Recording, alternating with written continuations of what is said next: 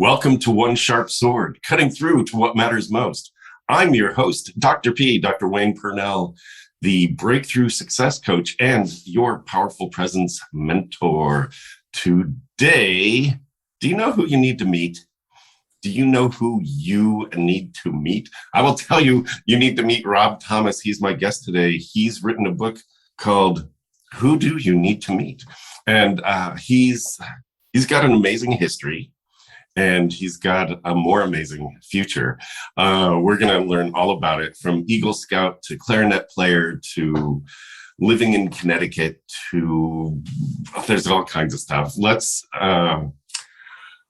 just thank you. I met this gentleman a couple of weeks ago. It seems like I've known him forever, and I just had to have him on my show. So, Rob Thomas, welcome to One Sharp Sword.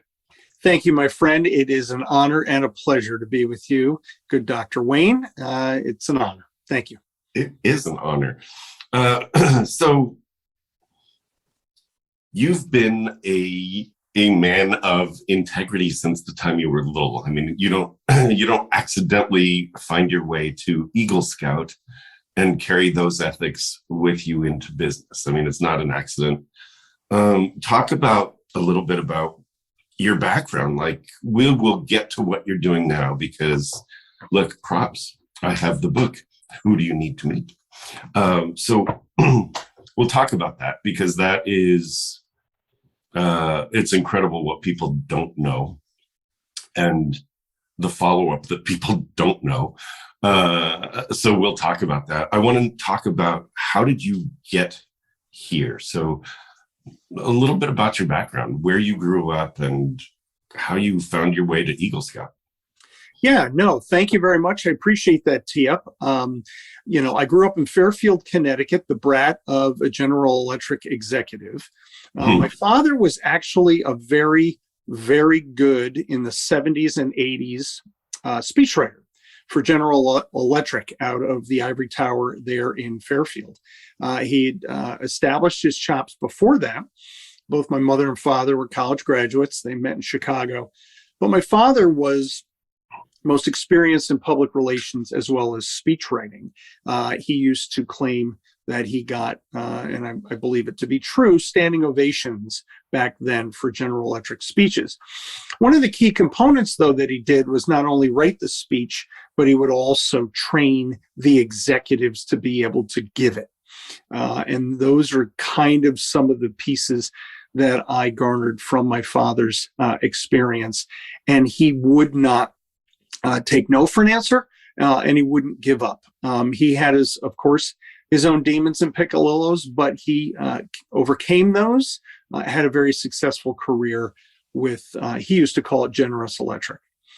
My mom came out of Iowa, and she was a woman who established herself as an executive in the radio industry there. And so the funny piece about it is, my father asked my mom to marry him first, and she said no, because she wanted to continue her radio executive career. It was only until that weekend she went home to my grandmother that she told her that glorious news. And my grandmother said, "You don't know what you're doing. Turn right around and go find that man."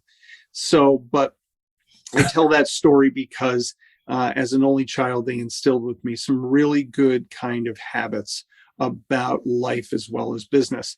And I took up with the Boy Scout, or Scouts USA as it's commonly known now, as a directive and a goal and a something for me to kind of achieve for and do. I'm not a big schooling kind of guy, but I needed goals. I like those kinds of achievement things and skill awards and merit badges, and kind of learn new stuff. It kept me occupied, and it kept me out of trouble. So that's really where I got that. And becoming an Eagle, the interesting part about that is I had achieved all the skill awards and merit badges you could, but I didn't do my project yet. And I remember looking at my mom one afternoon, and I said, "Well, so what do you think, Mom? Should I do my project?" She goes, "Well, yeah, I think you should." And it came down to being a decision. And I think that's where we really, I know that you can definitely talk to this, and especially talk it to me as well, about making a decision Yeah. kind of cleans out a lot of the cobwebs that we self-talk ourselves into. Into or out of, right? So decision comes from the Latin decidere, which is to cut away. Did you know that? Yeah. I did. I actually took 2 years of Latin in high school, but all I remember is ubi ignis est. So, which translated is, "Where's the fire, buddy?" So that's all I kind of remember and garnered. Oh my! All right, so well done. It's interesting, sometimes when kids grow up with high achieving parents, they don't always get the lesson from the parents. They sometimes only get the lesson of, you must be a high achiever. Like there's a lot of pressure to do that versus there's a way to speak. There's a way to get an audience to engage with you. There's, in radio, there's a way of choosing a kind of engagement. And the good news, I think, is that we've evolved since the 60s, 70s, 80s, especially the 80s, where speaking was done in a very certain way. And, you had to be, well, I don't know about you back then, but you had to be oh so coiffed, Yeah, I did have hair. I had a lot of hair actually, but over the years, nothing grows on a busy highway, Wayne. So I mean, so what can I tell you? Follically challenged now, and it's all okay. That's awesome. Oh, that's awesome. So, talk about, like, you went on to school. You were not that great. You said you weren't that great as a student necessarily, but you were great at attaining achievements, right? So something in you was like, I need to do the next thing. I need to do the next thing. You did go on into college. I did. I went to Ithaca College, not only because they accepted me, but also because a lot of my high school alums had gone there, and I had thought that I wanted to go into the world of communications that both my parents were in, but corporate communications was really what my father was involved with, and speeches and newsletter writing and public relations and those types of things. Ironically, I really wanted to go to Ithaca for theater. I wanted to be a thespian. I did a little of that in high school, and both of my parents were kind of involved in that whole thespian society stuff in their colleges. But my father did not approve of that line of thinking. So I went into corporate communications, and I was a B student. I graduated Ithaca with a solid B, and that's fine. I try to instill that in my two sons, Chris and Luke, about I'm not looking for the A and the A plus. His mother kind of instills that a little bit, and I'm like, you need to kind of back off a tad on that. And so above average was just fine for me, because I knew that it was going to be about the commitment. It was about finishing the college degree. It was about getting the piece of paper. It was about walking down that aisle, having my parents proud, and just getting that piece done. I originally didn't want to even go to college. I had thought about going to the Navy, like my father was a veteran, and maybe even going to OCS, but you can't go to OCS unless you graduate college. So, you can't have both. So I'd even thought that. But anyway, I achieved that and did that, and wanted to use that degree for good, not evil. Corporate communications for good. Yes, exactly right. Yeah, yeah. As my father had used it. And so, but it was the 80s, and they thought they knew what corporate communications was, and they don't, and they still don't. I was going to say, they still have no idea. No. They have no idea. Yeah, they don't, but that's okay. At Ithaca, it was called ISD, or Instructional Systems Design, into the 70s, into the 80s, from the 70s. Anyway, so I achieved that. That's awesome.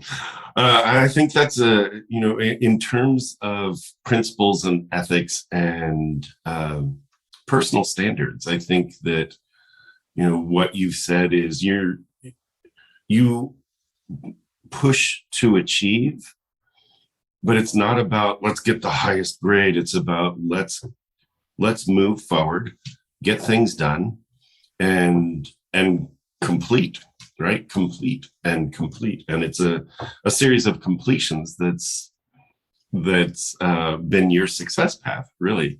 So once you graduated, I'm sort of walking you through. You were born in Connecticut and had an amazing mom and dad. That's awesome. Got you through college. What were some of your first jobs? Like, what did you do? Well, yeah. I mean, so my very first job while I was home I was in telemarketing. And so for 6 months, I was selling fax machine and copier toner cartridges to law firms via the phone. So this is 1989. And that was the sales-ish kind of, put the toe in the water. And I absolutely hated every second of it. But I did it. Ended up getting more of what I would call a little more surefire, stronger job at Aetna. But that ended up being not my gig, although I did it for 6 years and they took great care of me there.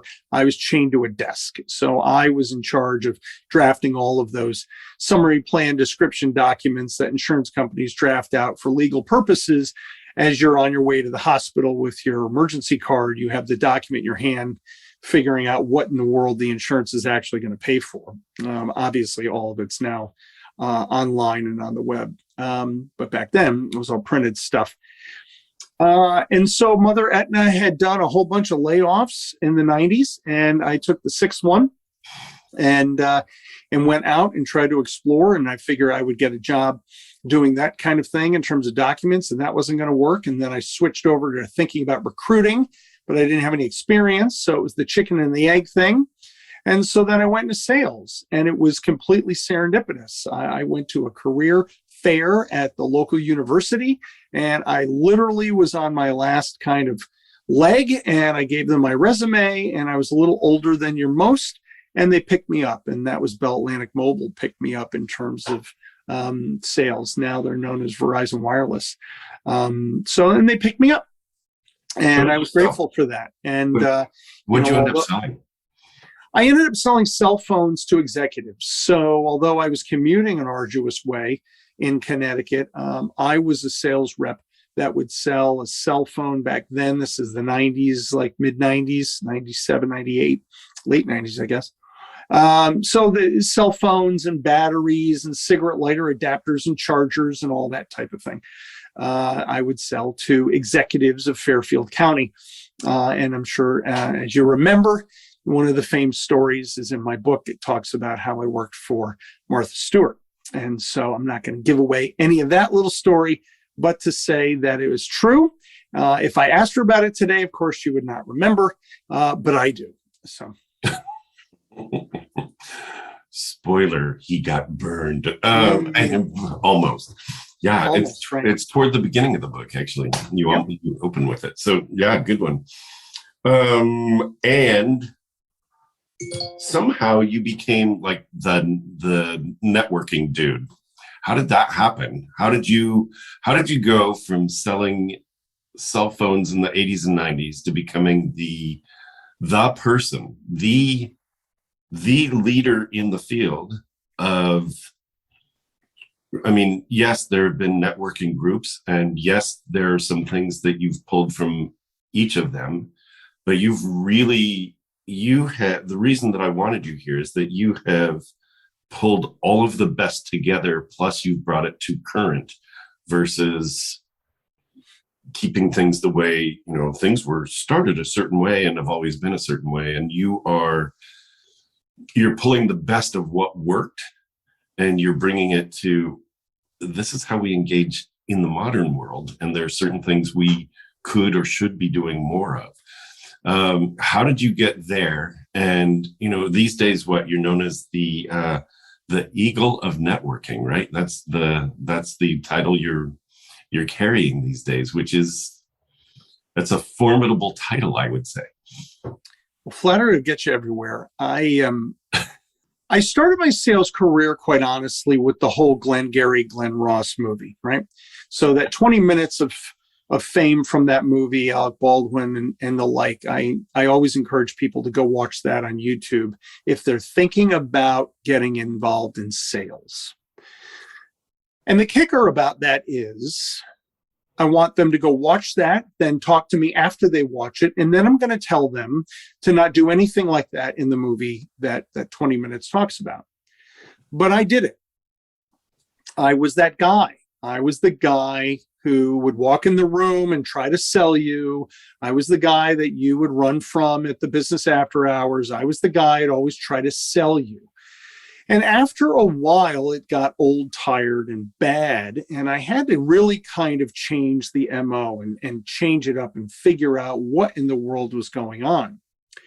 So through my experiences of all those different sales aspects, where I knew that selling and cold calling wasn't going to continue a long-time relationship, I had to figure that out in terms of what was networking going to avail me and working on that. So I switched it.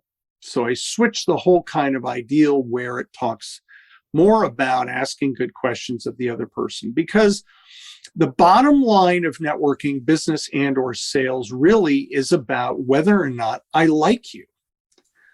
If I don't like you or you don't like me, it ain't going to ever happen anyway. But we're all too scared to figure out exactly if that's the underlying reason of why we can't sell something. We could get in a scenario where we really, really like the person. And you know what? We can't make that fit for sales for the two of us. But now a third kind of dimension opens up where we can make introductions for that other person. And maybe they will have success with an introduction of a person we know in our network. Even though we couldn't make something happen, maybe that could occur. And that's where I got a lot of experience working for a chamber of commerce. And that's where I got the title of the book, because people would give me their application and their money, and I would immediately say to them, so who do you need to meet?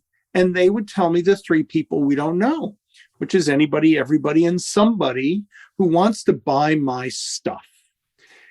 And that doesn't work. I don't care who you are. It doesn't work. No. So that's where I've gone. Yeah, go ahead. Yeah, you stepped into the world of known, to be known, to be liked, and to be trusted, right? And so a referral allows for a soft knowing, right? An introduction to, well, if this person likes me, then the next person is likely to like me. And then the trust comes from the handoff, which I think is a beautiful thing. Who do you need to meet? I think the reason I'm hitting this is because part of what I like to do in my show, One Sharp Sword, is to highlight the leadership lessons. And that is that if you're after a nebulous target, if you don't know, you will never hit the target because you don't know what the target is. Well, who do you need to meet? Oh, anybody, somebody, what's everybody. The third one? Everybody. I need to meet everybody. Right. So that's not helpful. And I wasn't able to figure out how I was going to be that guy. Like, how am I going to be that guy that you're going to call on who may know everybody, which I really don't, but how am I going to be that guy where you're going to want to call me? Yeah. I've taken quite a transformation in the last, let's call it 10 years anyway, about how I just want to be a better man. I want to be a better husband. I want to be a better father. And with that as well, I want to be a better business person too. It all comes together. For the longest time, I was two different personalities. You have the salesman guy, Rob, and then you have the family guy, Rob. And so, if I was really nice outside in the world, I wore that hat. But by the time I got home, maybe not so nice. And that had a real kind of conflict in my cerebellum. And so I had to really figure out how to be authentic again and have integrity and ethics. And what does that kind of look like?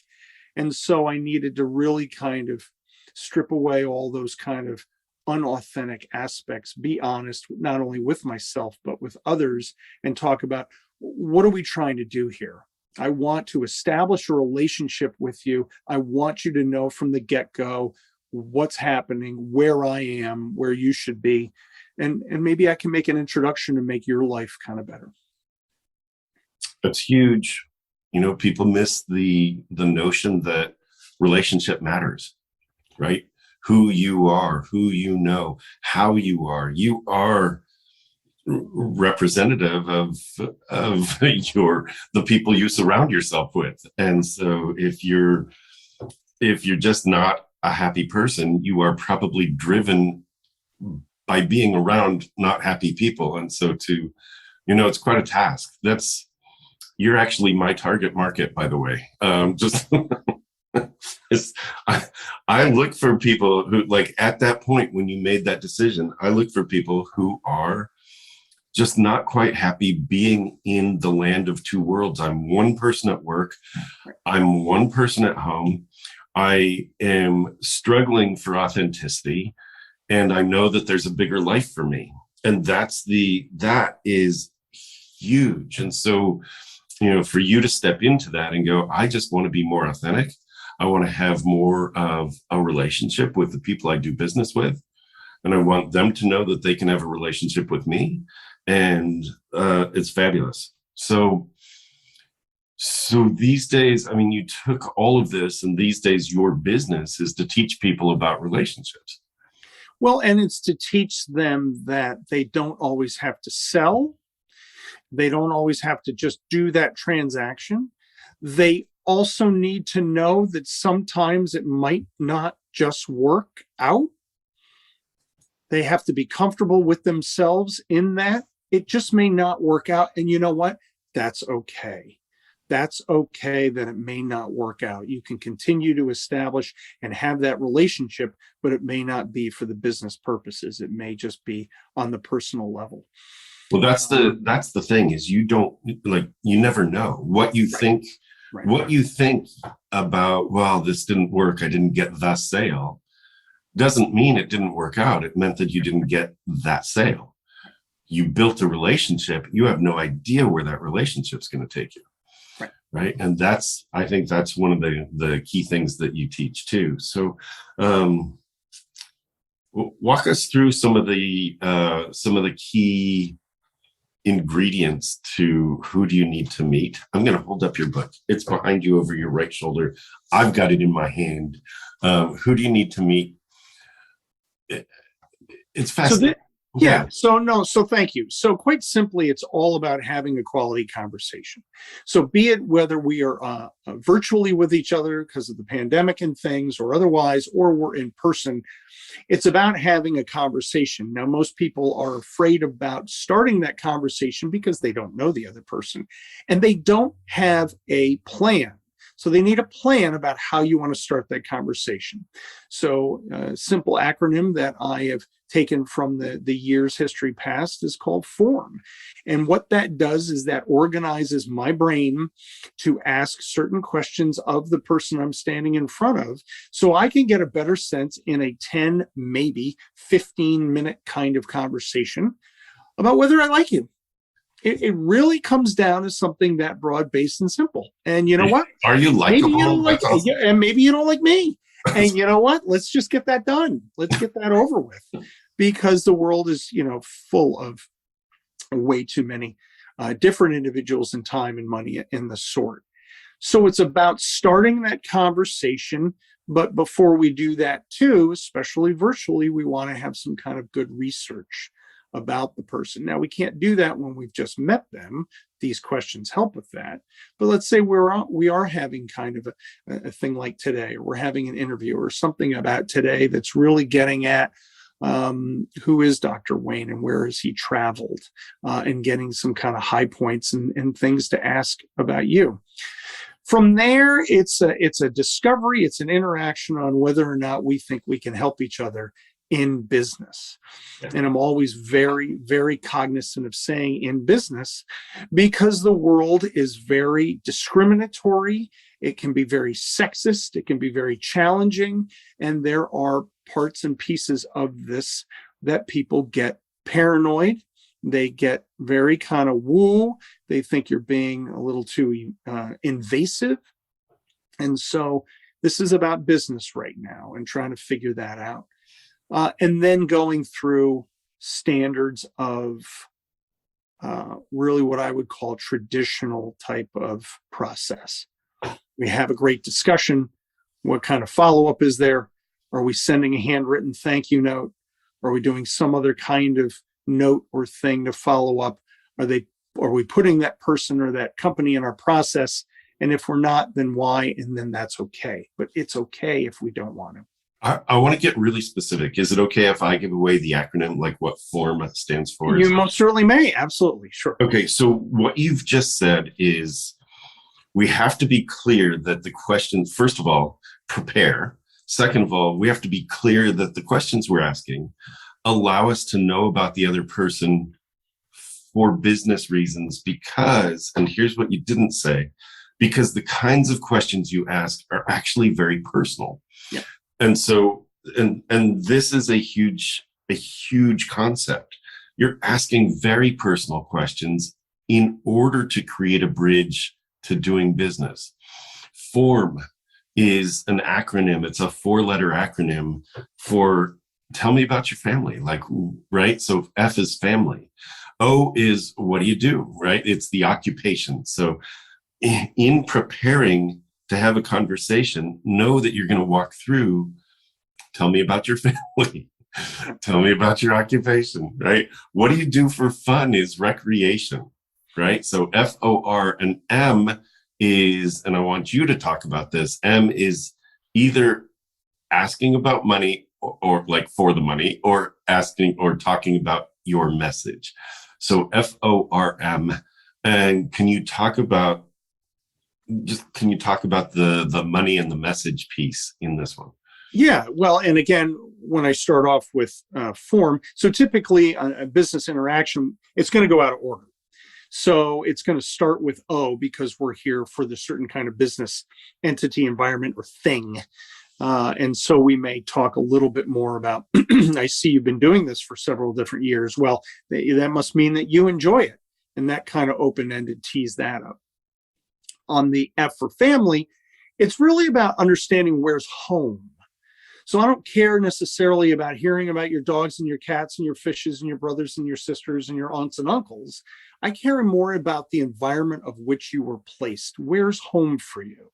You know, although I grew up in Fairfield, Connecticut, my home is Milford, Connecticut at the moment. Well, those are two different types of environments if you know the state at all. So that kind of gets to a little bit about my mentality and how I see stuff. Mm-hmm. R is for recreation, but I'm not going to say, you know, tell me about recreation. Most people are going to always default to their kids and their dogs. I want to know about your hobby. You know, are you a cigar smoker? Are you a guitar player? Are you a bike rider? I mean, tell me a little bit more about what kind of settles you down. What's your white noise, right? M, I used to start off with, you know, money or message and really about what do you want to be when you grow up? You know, this whole Toys R Us concept of, you know, what do you want to be? You want to be a Toys R Us kid. And most people may not understand what that is. And I was having a little difficulty if I had to explain that. But my goal was trying to really figure out, well, are you looking to retire in 2 years and we're just having a nice cup of coffee? Or are you a salesperson that's really got to hit it by the end of Friday or you're fired? I mean, I'm trying to get a sense of really where your perspective is in business world. So I have now morphed that in the last couple of years, most definitely since the book, to who do you need to meet? And that's really getting to the core of there are individuals or companies who you need to interact with to take a conversation or your business to the next level.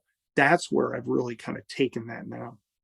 When you take this, right, the work you do can be for any individual. I mean, my audience is very diverse. I've got people who are mechanics. I've got people who are doing surgery. You know, it's like and that's the occupation, right? So it's not who they are as people because every one of my audience members is an amazing person, or they wouldn't be here, right? So the truth is, right, that anybody can use the technique, the Rob Thomas method is what you're calling it. It's over your left shoulder on the screen. Rob Thomas method.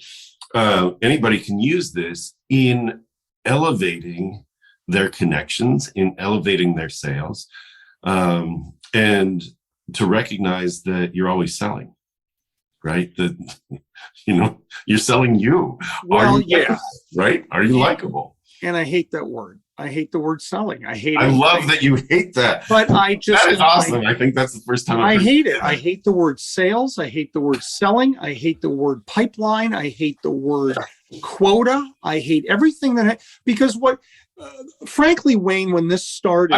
I wish we had started our conversation here. Well, and so flip it. When I was an Aflac agent years ago, which was the cold call... I was an Aflac agent duck. I worked at Walt Disney World, so I could figure out I could pull off being a duck. I had a senior sales coordinator get a Rolodex with index cards and have me write down these people and these businesses and put them in this box. I go, I'm not going to do that. I'm not going to do it. He goes, if you spend all of your energy and time networking, you won't make a dime. I go, okay, well, I won't spend all of it, but I believe that there's a real understanding and need for it. And he's like, well, I think you're out of your mind. I go, okay, well, you're the successful one and I'm listening to you. So, but, all through my sales career, I've heard all these different words, leads. I don't like these words, but now I've come to understand that I must accept these words as for their meaning and their purpose of why they exist, to differentiate from other words like an introduction is a different word than referral. Yes, that's huge. And so I will get paid by companies and individuals, but more often companies will put me in their sales management line item of their budget. Although we're really talking about business networking, there isn't a business networking line item. So for budgets, I'm in the sales management, sales development, sales thing. And so I get that and I understand that, and that's fine. But I hope you open your speeches with really seriously. I hope you, because you work with corporations, teaching them how to network and make introductions, and network and make introductions. And I would hope, I think that's a great opening for a speech. Like, you have me in the line item of sales, and that's because there's no line item for networking. Yeah, there's no business, right? There's no business line item for it. I love that. I get that you have to put me in a box. I understand that. But let's talk about what in the world I'm really here to do, and why am I standing up in front of you? And depending, I mentioned to you a week or so ago, depending on my audience, depending on the environment, the day, my mood, I start every talk off different. Every talk ends up starting differently. And it's something that I've kind of taken a look at and like, damn, I really do start off different each time. And I didn't think that was because I was getting into that whole cookie cutter kind of, no, you got to start this way, you got to start that way. And this, nope. Yeah. Nope. No, I don't. No, I don't. No, I don't. What's great about that is when you loosen up a little bit, it's like, oh, now you're relatable, right? Now it's like, now you're relatable. And that's where your magic, I think, specifically comes through. Like, people get it when you go, this is what I think you need to hear, right? It's just like, right. Here you go. When you teach, your target market is corporations now, right? You are looking to be in front of, like, who do you need to meet? Well, right. So I would call it a bunch of different types of levels. So a corporation like a Verizon Wireless in the lead for training and development would be a fantastic type of process and connection to establish and make, because they have a lot of business development managers and trainers, be it either in the retail or on the corporate side of the market, that need to just kind of take a breath and relax and understand about what is it we're going to do now in terms of business networking for 2022, as an example. Also, our executives. Now, this tends to be more on the quiet time of life, because high-powered executives, they don't want to tell anybody else, most especially unless they're a confidant, that they need help in business networking, because most will laugh them right out of the boardroom, right out of the company, because, well, what are you talking about? You got to be out of your mind.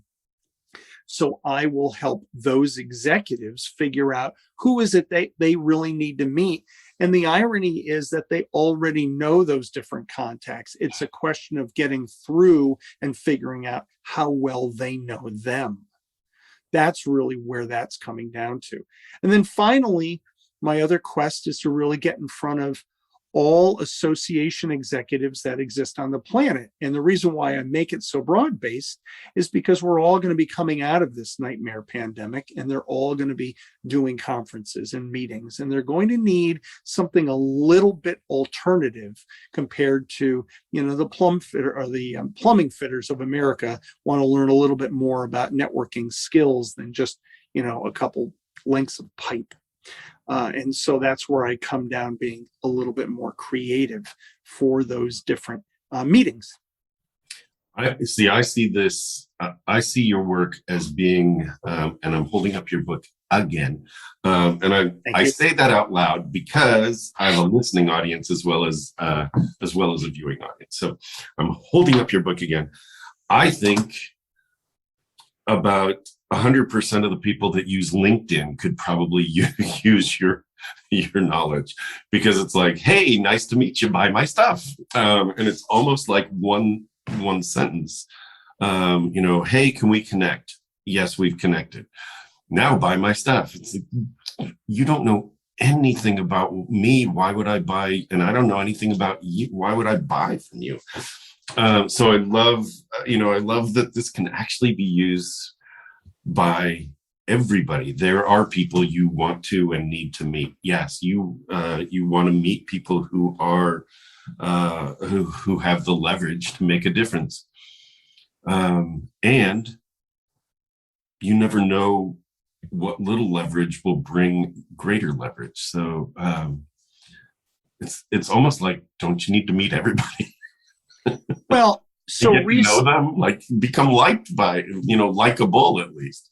So I put a poll out yesterday on LinkedIn, because I have a LinkedIn coach in my good friend Mark Halpert. And he and I are on the long-standing debate, though we help each other with introductions as well. He is my LinkedIn coach. And the long-held debate and the poll that I put out and the post and the blog post he put out last week really talks about the chicken or the egg. Which comes first in your professional life? Is it having a snazzy, up-to-date, good LinkedIn profile? Or do you need to understand your network and networking skills before you have that snazzy LinkedIn profile?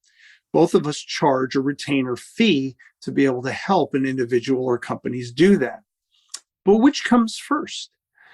And it's been fascinating on the results of the poll as well as the blog posts to hear from different people about which comes first in their lives. Because in my opinion, I've long held that if you have a snazzy LinkedIn profile that you've paid a good sum of money to have cleaned up and snazzed up, great. Now what do you do? I think having a great cover letter and a resume is fantastic, especially going into a job search type of environment. But if you are wrought with just throwing that down the black hole of the online application process alone and expecting a return, I'm here to unfortunately tell you that's never going to occur. Mm. So on the LinkedIn aspect, I want to know what's your plan after you snazz up your LinkedIn profile. Now, on the converse of that, if you sign up with me first and your LinkedIn profile is a little on the basic, that's okay, because I don't need it to be sharp and clean and crisp and crazy. I just need you to know who your top 10 network go-to people are. Now, if you use LinkedIn as a guide to be able to do that, that's fine. But if you don't, then we have some work to do. But which do you want to do first? So that's the big debate I find myself in right now, is which do you want to invest in? Unfortunately, the Rob Thomas method or Rob Thomas USA or networking in diners does not roll off people's tongues yet, as you have taught me. But LinkedIn does. Mhm. It'll be fascinating today. I'm sure you've seen the corporate overlier company now of Facebook, Instagram, WhatsApp, and Snapchat is Meta. Oh, yeah. That's today. Meta is today, to establish the Metaverse. Yes. Okay. So, the Eagle Network, as we're talking about it today, is that my meta for the Rob Thomas method and who do you need to meet and those types of, it's an interesting question. It doesn't go away. Like, I believe that being in the metaverse, and I think this is exceptionally timely, and even in replays a year down the road, I think this is exceptionally timely. Being in the metaverse means connecting differently. What Zuckerberg's talking about when he talked about the shift to the metaverse is that we will be holographically meeting people. It is face-to-face interaction remotely, and it's not via Zoom. It is via a holographic image, which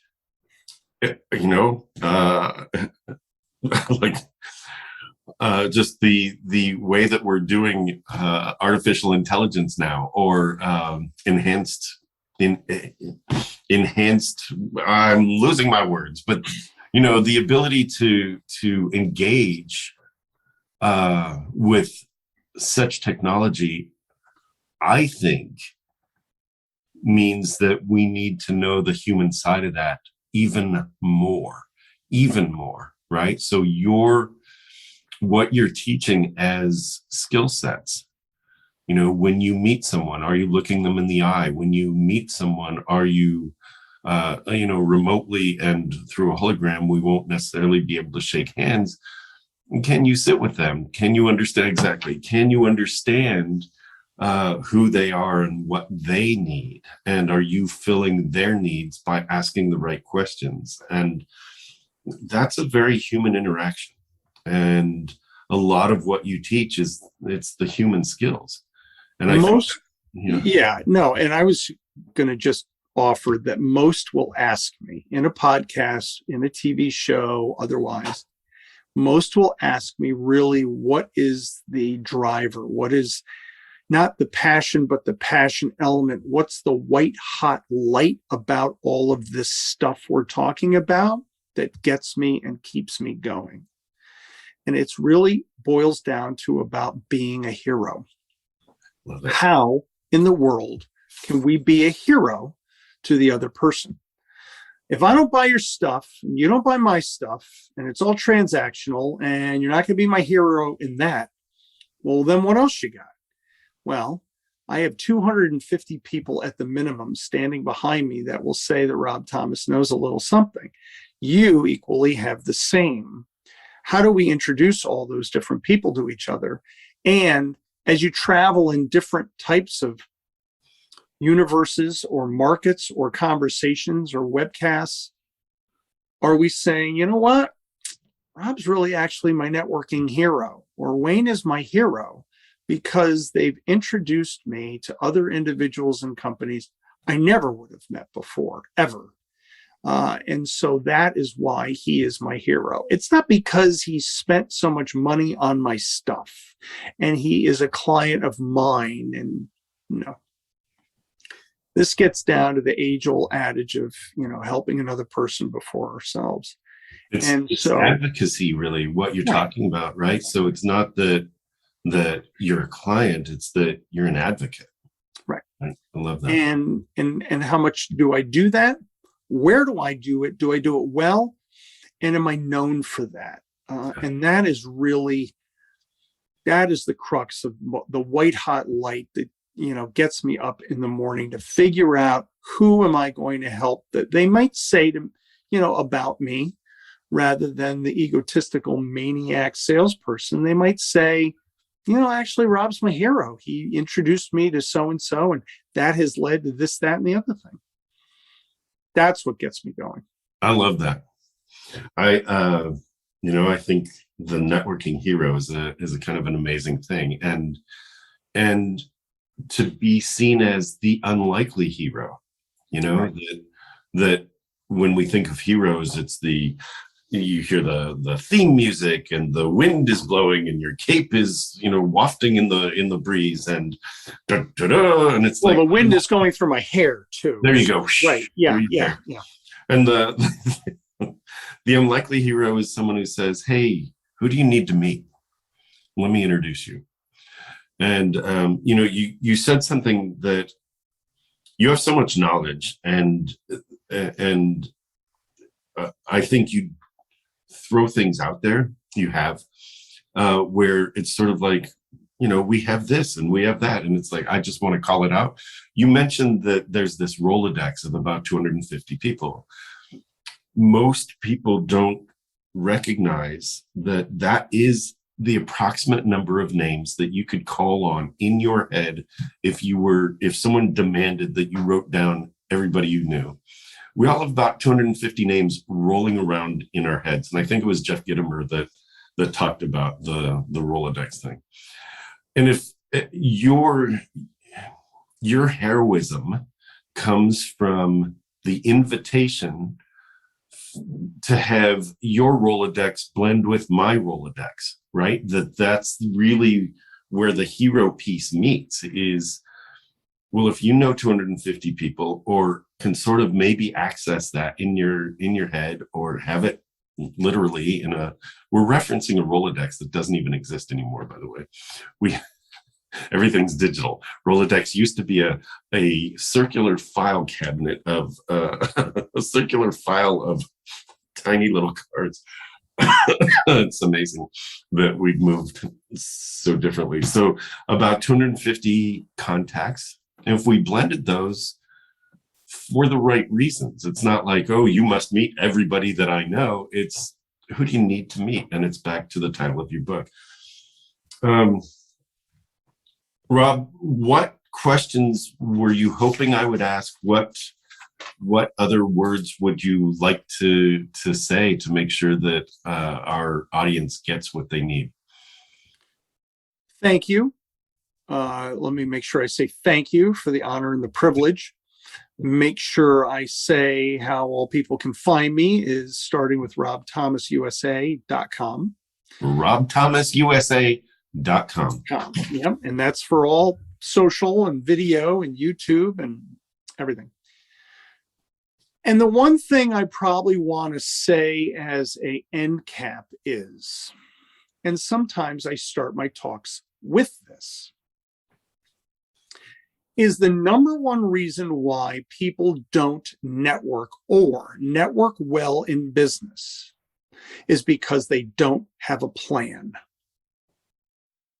They're scared out of their mind, and not but, and they don't have a plan. I'm the guy you hire to come with you on the journey to create that plan and eliminate that fear. Awesome. That's what I do. Duh. That's awesome. That's awesome. And the scared out of their mind is partly without a plan, you are leaving yourself wide open for rejection. And that's what most people are afraid of. So the plan is very solid and it's outlined in your book, yet working with you is 1,000%, probably, it, you can get a glimpse into what a plan might look like. Working with Rob is going to change your life. So awesome. Thank you for being with me on this journey today. This is a good one. Thank you. Flattery will get you everywhere, especially on a Friday. On a Friday, which is the day we're recording this. All righty. This is you've been listening in to Rob Thomas, where you can find all kinds of things at robthomasusa.com. This is One Sharp Sword, cutting through to what matters most. I am your host, Dr. Wayne Purnell, the Breakthrough Success Coach, and your Powerful Presence mentor. Thank you for joining us.